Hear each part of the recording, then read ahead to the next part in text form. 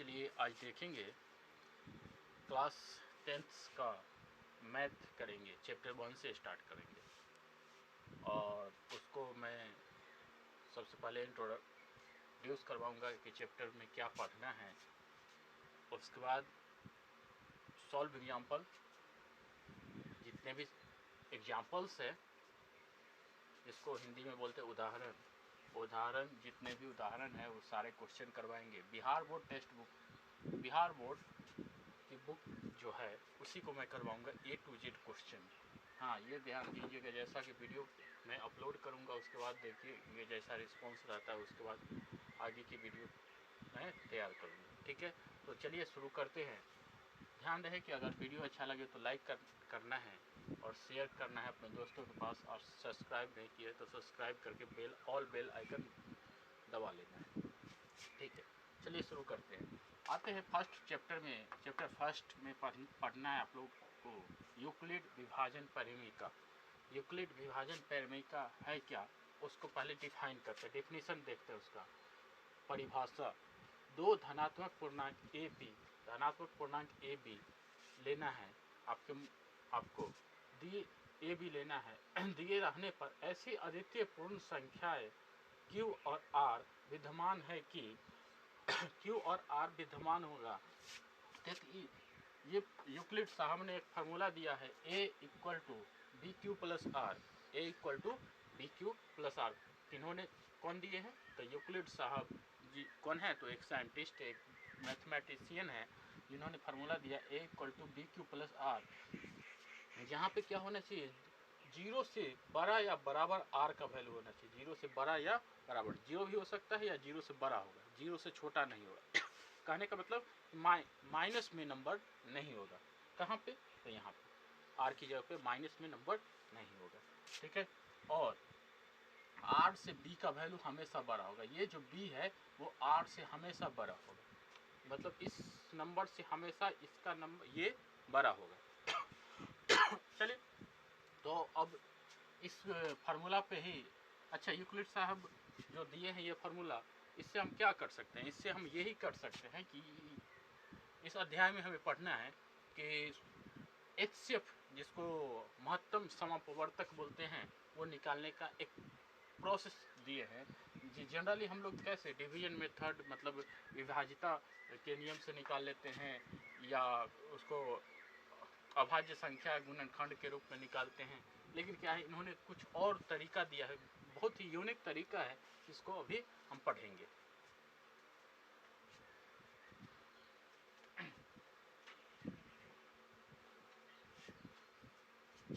चलिए इसको मिटा देते हैं और इसके बाद अभी चलेंगे एग्जाम्पल्स के जितने भी क्वेश्चन आपके बुक में 4 क्वेश्चन है उसको करवाएंगे और समझाएंगे। हाँ, ये ध्यान रहे कि आप कोई अगर यहाँ पढ़ा रहे हैं तो सिर्फ यहाँ पे ध्यान दीजिए बोर्ड पे, और अगर शांतिपूर्वक अगर देखेंगे तो मुझे नहीं लगता है कि आपको आगे लाइफ में जो पढ़ा दूंगा उसमें कहीं प्रॉब्लम आएगी। बहुत ही यूनिक तरीका है। एक क्वेश्चन लेते हैं। फर्स्ट क्वेश्चन क्या है,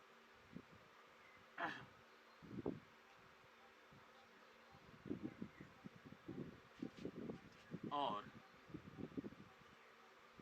कितना है, 12,576। ये बुक का क्वेश्चन है का HCF का हिंदी में नहीं होता है लघुत्तम, नहीं सॉरी महत्तम समवर्तक होता है यूक्लिड विभाजन एल्गोरिथम।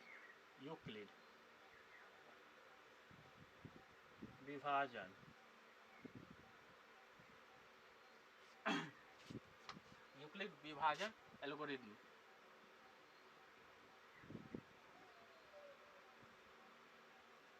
एल्गोरिथम का प्रयोग करके ज्ञात करें,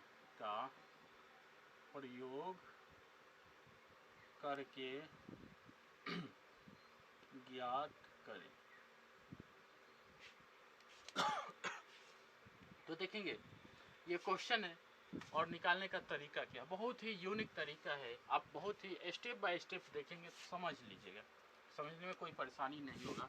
सॉल्व करते हैं, क्वेश्चन को सॉल्व करते हैं किस परिमेय से, तो यूक्लिड विभाजन परिमेय। तो लिखेंगे यूक्लिड ओहो हो, यूक्लिड विभाजन प्रमेय पर एल्गोरिथम लिख लीजिए, एल्गोरिथम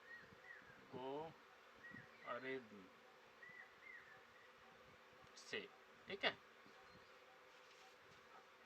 देखिए ये बड़ा वाला नंबर और छोटा नंबर, दो नंबर आपको दिया हुआ है। एक से एचसीएफ जनरल वे में बोलता तो ऐसे करके आप बना लेते, यहाँ लिखते छोटा नंबर और यहाँ लिखते ऐसे, लेकिन आपको बनाना है यूक्लिड विभाजन एल्गोरिथम, तो ये प्रोसेस तो यहाँ पे चलेगा नहीं। तो क्या करेंगे, बड़ा वाला नंबर यहाँ लिखेंगे इक्वल टू ये नंबर। अच्छा बताइए, ये नंबर और ये नंबर तो बराबर दिख नहीं रहा है, लेकिन मैं बीच में बराबर का सिंबल दे दिया हूँ। तो क्या करेंगे, इसको किसी से मल्टीप्लाई करना है, मल्टीप्लाई करेंगे और तब देखेंगे कि बराबर है या नहीं। तो अगर इसको मैं 3 से मल्टीप्लाई कर देता हूँ और इसमें अगर 420 को ऐड कर देता हूँ, तो देखिए तो इसको 3 से मल्टीप्लाई, 3 दूनी 6, 5 तिये 15, हाँ और 4 तिये 12, 12,156 है। इसमें 420 जोड़ दीजिए, 6 5 2 7 4 1 5 2 1, आ गया ना बराबर, बराबर हो गया ना। तो इन दोनों नंबर को गुना करके इसमें जोड़ दीजिएगा तो इतना आ गया, तो इसका मतलब ये सही। लेकिन देखिए वो मैं फार्मूला जो लिखाया था, क्या लिखाया था, B Q plus R, A equal to B Q plus R, ये मैं फार्मूला लिखाया था, याद होगा। अच्छा आर यहाँ देख रहे हैं, ये आर हो गया, ये बी हो गया, ये क्यू हो गया, यही हुआ ना। तो आर का वैल्यू कहाँ, आर का वैल्यू 0 है, यहाँ पे देखिए तो 0 है, नहीं है तो नहीं। चलिए और फिर ये नंबर यहाँ लिखेंगे, वो नंबर तो ये नंबर यहाँ लिखेंगे, इक्वल टू ये नंबर यहाँ लिखेंगे 420। अब 420 को कितना से मल्टीप्लाई करें कि यहाँ पे आ जाए, तो अगर 9 से मल्टीप्लाई करते हैं तो 3600 3700 कुछ आता है। अगर उसमें कितना करते हैं देख लीजिए, 2 से मल्टीप्लाई करके, तो सॉरी 9 से, 0 9 दूनी 18 और 9 चक 36, एक 3780 आता है। इसमें 3780 को घटा लीजिए तो 2, हाँ और ये हो गया 15, 15 में से 8 गया 7, ये हो गया 9, 9 में से 2 और ये कट गया, मतलब 272। कितना आया 272। तो यहाँ क्या लिखेंगे प्लस 272। तो यहाँ भी आर इक्वल टू 0 नहीं आया। हाँ ये ध्यान रखना है, जब तक यहाँ पे आर का वैल्यू 0 नहीं आएगा तब तक सॉल्व करते ही रहेंगे, ठीक है। अब क्या है 420 यहाँ लिखाएगा इक्वल टू ये 272 यहाँ लिखाएगा, मल्टीप्लाई 1 कर देते हैं और प्लस प्लस कितना कर दे, देखिए तो सिंपली इसको करिएगा तो 148 अगर इसमें ऐड कर दीजिए तक 420 हो जाएगा। यहाँ भी r इक्वल टू 0 नहीं हुआ ना। अब ये 272 यहाँ आएगा इक्वल टू 148 यहाँ आएगा, इसमें अगर 2 से मल्टीप्लाई करते हैं तो 300, मतलब 300 के आसपास हो जाता है, नहीं होगा, 1 से ही मल्टीप्लाई करना होगा और प्लस 124 को ऐड करना होगा। तो यहाँ भी r does not equal to 0, R यहाँ भी बराबर नहीं है, आर क्या है यहाँ भी बराबर नहीं है। अब क्या करेंगे अब ये वाला नंबर यहाँ आएगा तो 148 यहाँ आएगा इक्वल टू क्या होगा 124, इसको कितना से गुना करेंगे, अगर 1 से गुना करेंगे तो कितना ऐड करना होगा 24। तो यहाँ भी r does not equal to 0, r 0 के बराबर नहीं होगा। तो अब क्या आएगा 124 आएगा बराबर ये 24 आएगा, 24 को कितना से 5 से गुना करेंगे तो 120 हो गया, 24 × 5 = 120 और उसमें कितना जोड़ेंगे तो 4, तब क्या आएगा 24 आएगा बराबर ये 4 यहाँ आ गया और ये 6 6 × 24 हो गया, प्लस 24 जैसे ही हो गया तो 0 यहाँ पे आएगा। तो यहाँ पे क्या r does not equal to, यहाँ पे 0 था और यहाँ पे r इक्वल टू 0 हो गया, यहाँ पे r इक्वल टू क्या हो गया 0 हो गया। जैसे ही r इक्वल टू ये 0 का वैल्यू आएगा आपका स्टेप समाप्त हो जाएगा। यहाँ तक तो समझने में कोई दिक्कत नहीं हुआ होगा, कोई परेशानी नहीं है। अब क्या करेंगे, इसको मिटा देते हैं, देख लीजिए एक बार बढ़िया से। इसके बाद इसको मिटा के और थोड़ा सा 2 स्टेप और लिखेंगे तो ये क्वेश्चन कंप्लीट हो जाएगा। ये तो समझने में कोई परेशानी नहीं। ये नंबर, ये दोनों नंबर से मल्टीप्लाई करके ये 420 जोड़ेंगे तो इतना के बराबर होगा मतलब इतना। अब ये नंबर यहाँ जाएगा और ये वाला यहाँ आ जाएगा। इसको कितना से मल्टीप्लाई करके कितना जोड़े कि इतना आ जाए। ये तो सिंपल वे है, जितना सोचिएगा उतना स्पीड में आप बनाइएगा, है ना। लास्ट स्टेप मैं छोड़ देता हूँ क्योंकि लास्ट स्टेप का भी बहुत ज़्यादा काम है लास्ट स्टेप यही है ना। तो क्या हो गया,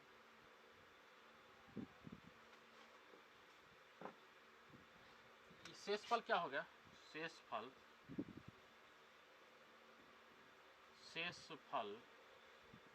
जीरो है, जीरो आ गया ना। तो इसलिए क्या होगा, इसलिए इसलिए इसलिए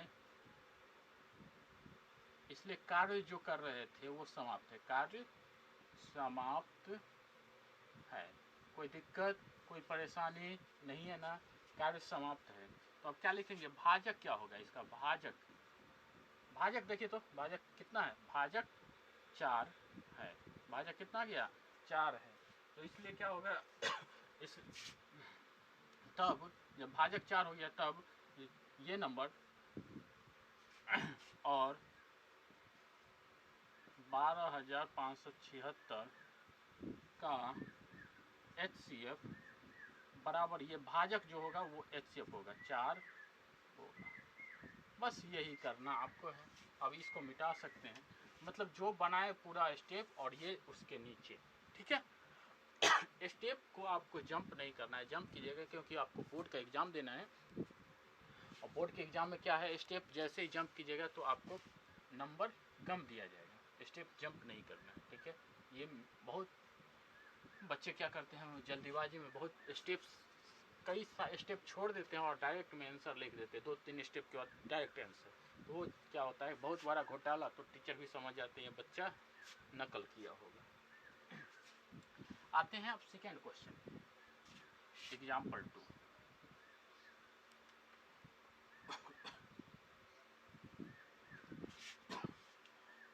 एग्जाम्पल 2 है, दर्शाइए कि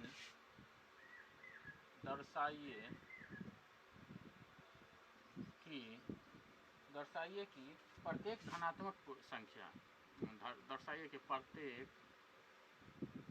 धनात्मक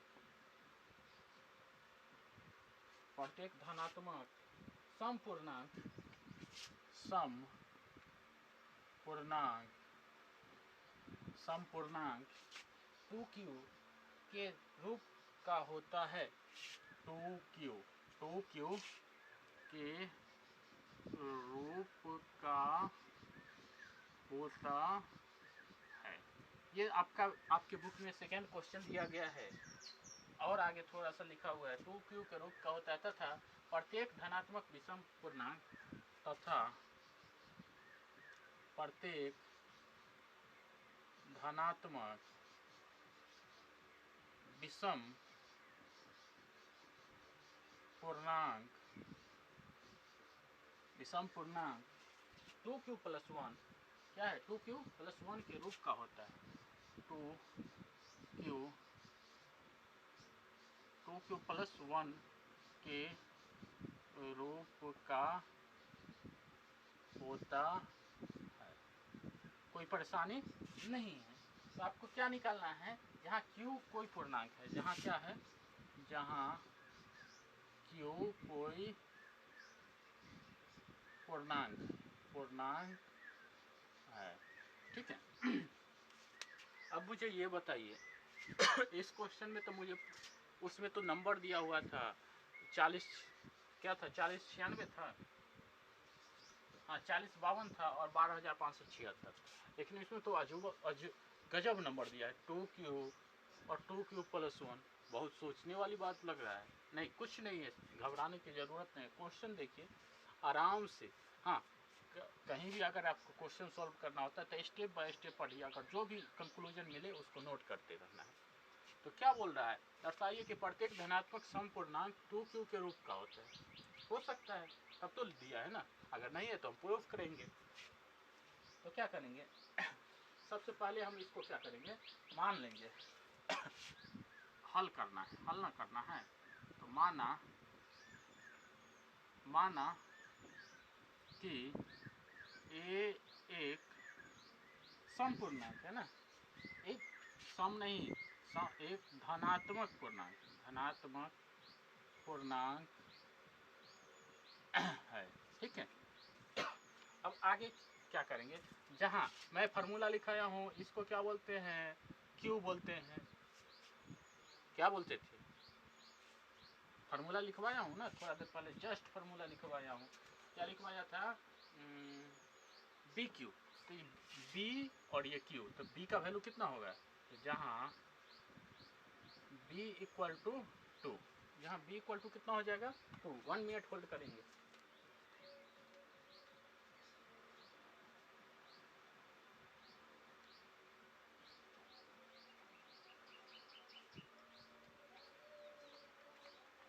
लगता है मार्कर का इंक फिर से कम गया है, 1 मिनट होल्ड कर लीजिए, थोड़ा सा इंक डाल देते हैं इसमें। इंक डालेंगे तो अच्छा चलना चाहिए। ओहो,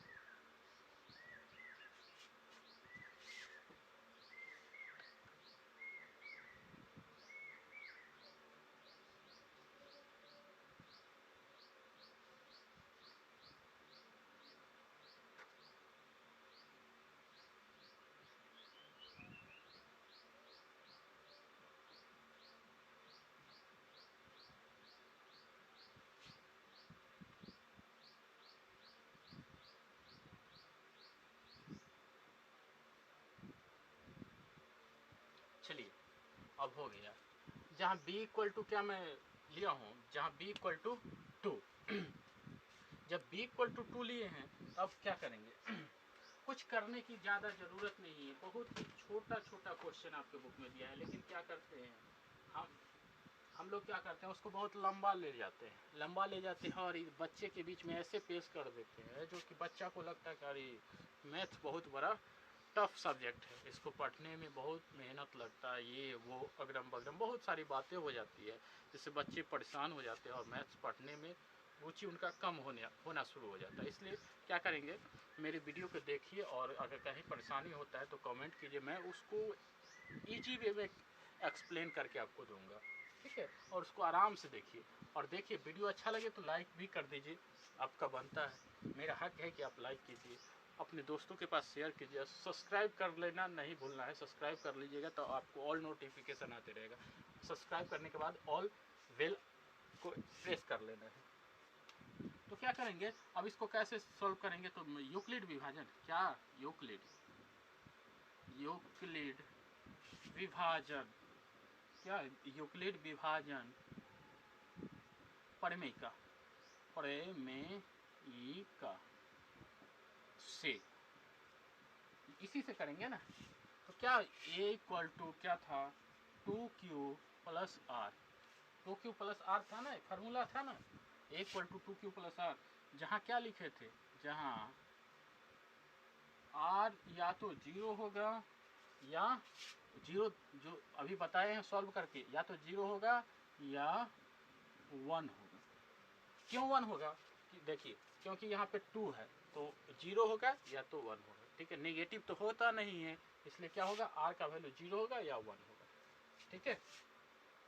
तो इसलिए क्या करेंगे, इसलिए a के संभव मान क्या हो सकता है, a के संभव मान क्या क्या हो सकता है, संभव मान क्या क्या हो सकता है वो देखिए। तो a के संभव मान 2q हो सकता है, और क्या हो सकता है, और क्या हो सकता है 2q प्लस 1, आपके क्वेश्चन में दे रखा है a के संभव मान क्या है 2q, और 2q प्लस 1 नहीं दिख रहा है क्या, 2q प्लस 1, 2q प्लस 1 दे रखा है के रूप का होता है। तो a का संभव मान 2q और 2q प्लस 1 के रूप में हो सकता है। तो अब क्या करेंगे, इसको कुछ करने की ज़्यादा ज़रूरत नहीं है। अब आगे करेंगे, यदि a बराबर 2q लेते हैं, यदि a बराबर 2q अगर लिया मैं, तो क्या करेंगे, तब यह क्या होगा, तब एक सम क्या हो जाएगा, सम संख्या हो जाएगा ना, तो सम संख्या हो, तब यह सम संख्या है, सम संख्या है, दिक्कत, कोई परेशानी नहीं है, क्योंकि इसका गुणनखंड क्या है, गुणनखंड जैसे ही 2 है तो ये क्या हो गया, सम संख्या है। क्योंकि लिख लीजिए, लिखना है तो, क्योंकि इसका गुणनखंड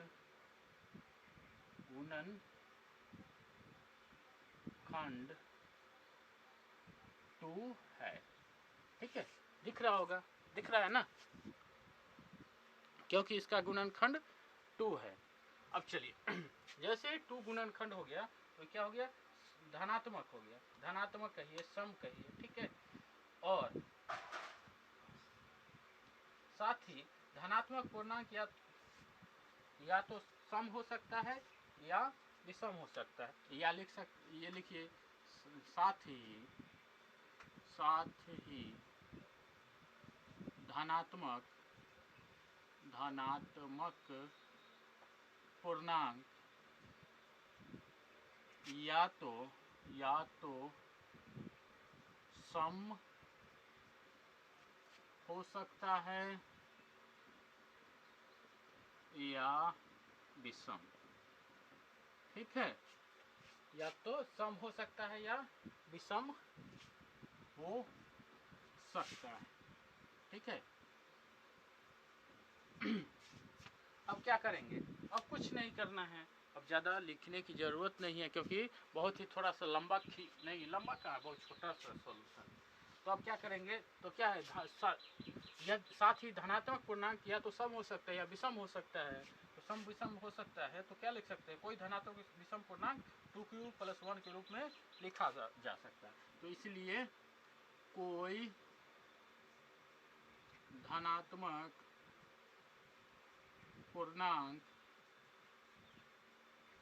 2q + 1 के रूप में लिखा जा सकता है, क्योंकि धनात्मक पूर्णांक 2q + 1 के रूप में लिखा जा सकता है।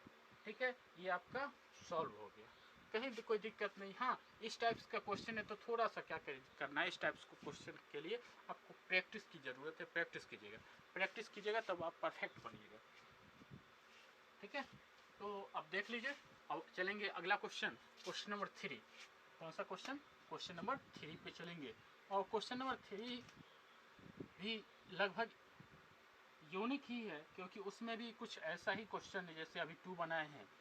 तो घबराने की ज़रूरत नहीं है, प्रैक्टिस करना है और पढ़ना है। पढ़िएगा तभी तो, प्रैक्टिस में रहिएगा तभी तो आपको बेनिफिट मिलेगा। क्वेश्चन क्या है, एग्जाम्पल 3 है। एग्जाम्पल 3 क्वेश्चन है, दर्शाइए क्या, दर्शाइए कि एक धनात्मक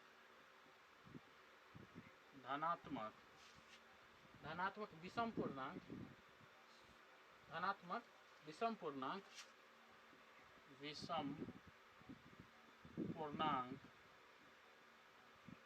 पूर्णांक 4q + 1 या 4q + 1 या 4q + 3 के रूप का होता है। कोई दिक्कत, कोई परेशानी नहीं है। आगे कहाँ है, जहाँ q एक पूर्णांक है, जहाँ क्वेश्चन में ही लिखा है, जहाँ q एक पूर्णांक है, कोई दिक्कत नहीं है। अब चलिए इसको सॉल्व करने के लिए बस उसमें लिख रखा था 2q और 2q + 1। यहाँ पे तो अजूब है, गजब है, विषम पूर्णांक है, 2q + 1 और 2q + 3। चलिए अब इसको सॉल्व करेंगे तो इसमें भी वही बात मानना है। क्या लिखेंगे, माना एक धनात्मक विषम पूर्णांक है। सॉल्व करते हैं।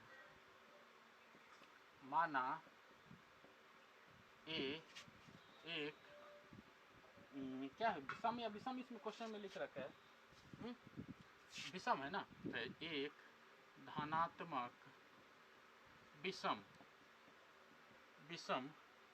पूर्णांक है। ठीक है। जहाँ b इक्वल टू क्या होगा, जहाँ b equal to 4, b equal to 4 दे रखा है, b इक्वल टू 4 यहाँ भी है, यहाँ भी है, ठीक है। अब क्या करेंगे, यूक्लिड विभाजन परिमेय से चलेंगे। यूक्लिड इसी चैप्टर यूक्लिड ही है तो यूक्लिड परिमेय से ही चलेंगे। यूक्लिड विभाजन परिमेय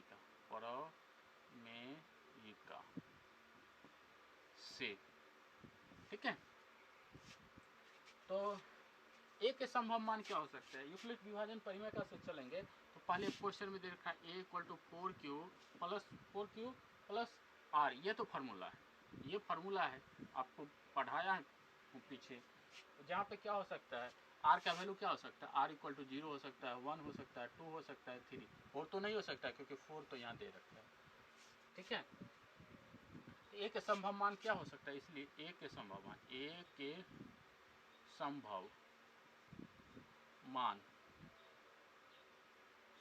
मान क्या हो सकता है, तो 4q प्लस 1, 4q प्लस 2, 3 तक है ना, 4q plus 1, 4q plus 2, 4q plus 2 और 4q प्लस 3, इतना ही हो सकता है, इससे ज़्यादा तो हो नहीं सकता, 4q प्लस 3 तक ही दे रखा है, ठीक है।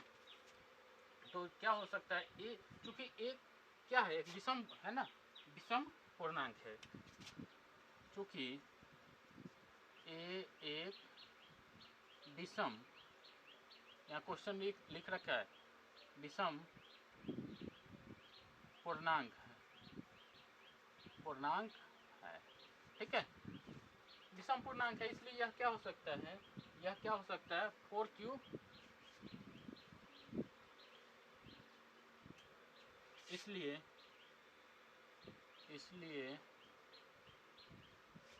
4q, और क्या हो सकता है, 4q प्लस 1 हो सकता है, क्या नहीं, 4q प्लस 2 होगा, 4q प्लस 2 के रूप में हो, 4q और 4q प्लस 2, देखिए 4q और 4q प्लस 2 क्या है, धनात्मक है, हाँ विषम पूर्णांक है, इसलिए क्या करेंगे, अच्छा यहाँ विषम की बात हो रहा है, मैं धनात्मक लिख रहा हूँ, तो हो सकता है, तो नहीं हो सकता है,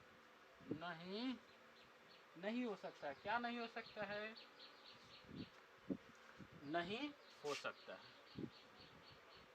क्योंकि मैं लिख रखा हूँ ये तो धनात्मक संख्या है, मतलब पॉजिटिव नंबर इंग्लिश में बोलते हैं, क्या होगा,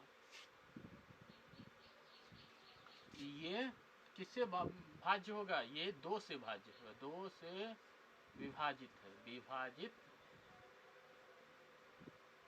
है, ठीक है। तो आगे थोड़ा सा और करना है, 2 से विभाजित है तो क्या करेंगे, अब कोई भी धनात्मक, अब क्या हो सकता है, जब 2 से विभाजित हो गया तो ये तो होगा नहीं, कि ये और ये तो विषम ये और ये ही होगा, क्या होगा, ये जब सम हो गया 4q और 4q प्लस 2, तो क्या है, ये सम हो गया, क्योंकि 2 से विभाज्य है ना, तो सम हो गया, तो क्या है, विषम कौन बचा, ये बचा और ये बचा, 4q प्लस 1, 4q प्लस 3, तो लिख सकते हैं कोई भी धनात्मक विषम पूर्णांक 4q प्लस 1, 4q प्लस 3 के रूप का हो सकता है, तो लिख सकते हैं, इसलिए कोई भी धनात्मक विषम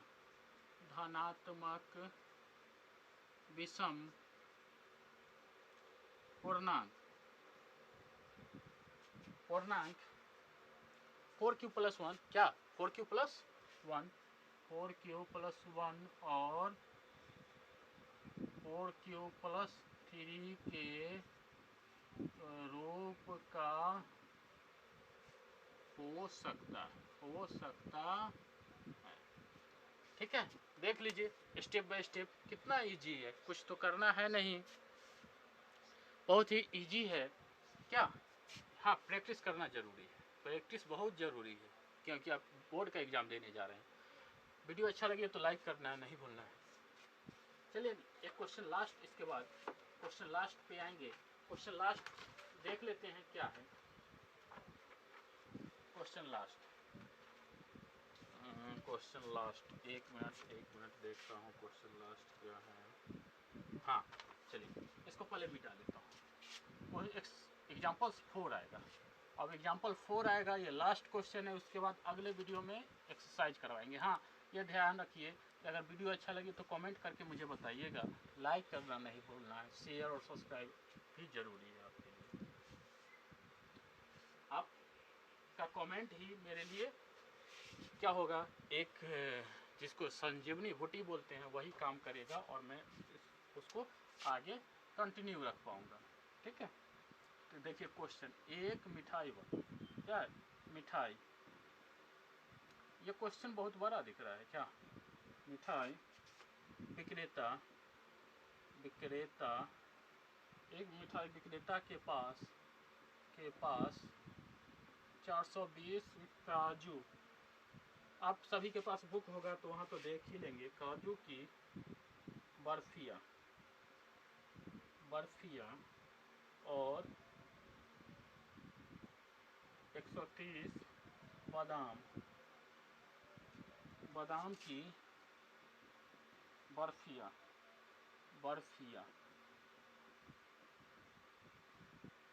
ठीक है, काजू और बादाम की बर्फी यहाँ बिक्री हो रहा है। लग रहा है क्या, काजू और बादाम की बर्फिया है। वह इनकी ऐसी ढेरियाँ बनाना चाहती है, वह इनकी ऐसी ढेरियाँ बनाना चाहती है कि प्रत्येक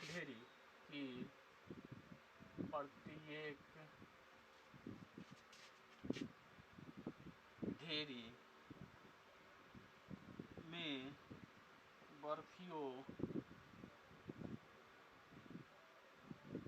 बर्फियों की संख्या समान रहे। ठीक है, तथा ये ढेरियाँ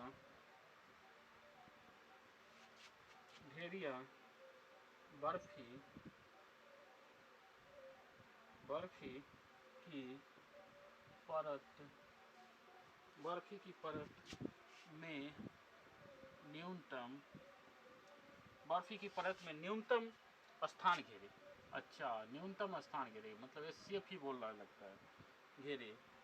स्थान घेरे। इस काम के लिए प्रत्येक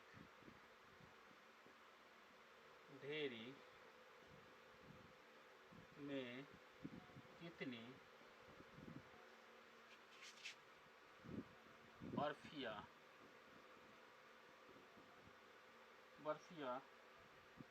रखी जा सकती है। इतना बड़ा क्वेश्चन, बहुत ही बड़ा क्वेश्चन है, क्या बहुत बड़ा क्वेश्चन मुझे लग रहा है। क्या करें, इसको छोड़ दें? नहीं, छोड़ने से तो कुछ काम बनने वाला नहीं। बहुत बड़ा क्वेश्चन है क्या। क्वेश्चन समझते। एक मिठाई विक्रेता के पास 420 काजू की बर्फियाँ और 130 बादाम की बर्फियाँ है। वह इसकी ऐसी ढेरी बनाना चाहती है कि प्रत्येक ढेरी में बर्फियों की संख्या समान रहे तथा ये ढेरियाँ बर्फी की परत में न्यूनतम स्थान घेरे, मतलब सबसे कम जगह घेरे और ढेरी भी बन जाए।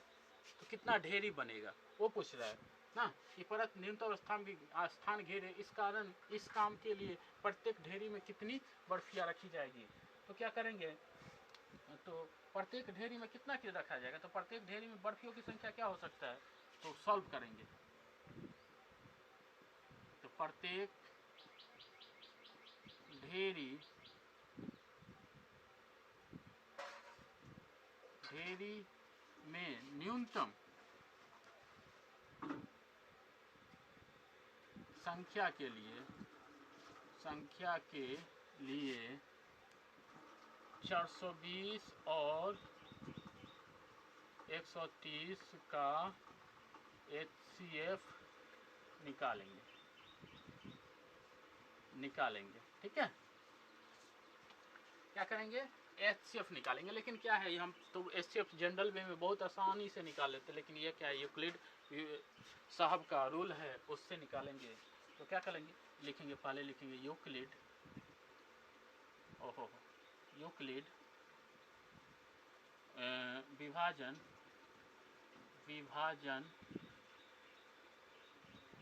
प्रमेयिका, अच्छा से, ठीक है। तो क्या है, 420 बराबर 130, 130 को कितना से गुना करें बोलिए तो, कितना से, 3 से कर दे क्या, हाँ 3 से कर देते हैं तो 390 हो जाता है, प्लस 30 तो 420 हो जाता है, बराबर। अब तो बोलिए तो आर के बराबर हो गया क्या, आर के बराबर नहीं है, आर तो 0 होना चाहिए, नहीं है। अब 130 यहाँ पे आएगा, बराबर ये 30, ये वाला यहाँ आएगा, 30 को कितना से गुना करें, 3 से, 4 से, 30 चौका 120 और प्लस 10, यहाँ भी r does not equal to 0, r 0 के बराबर नहीं है। अब क्या आएगा, 30 आएगा इक्वल टू ये 10 आएगा, कितना से गुना कर दे, 30 आ गया ना।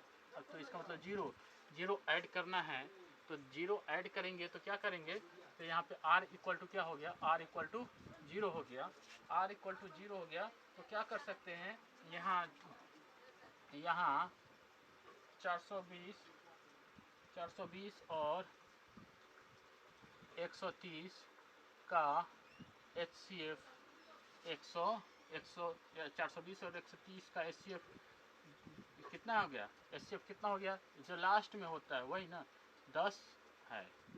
ठीक है, 10 है, तो इसलिए ढेरियों की संख्या कितना होगी, इसलिए ढेरियों की संख्या कितना होगा, 10 के रूप में होगा, 10 के रूप का होगा।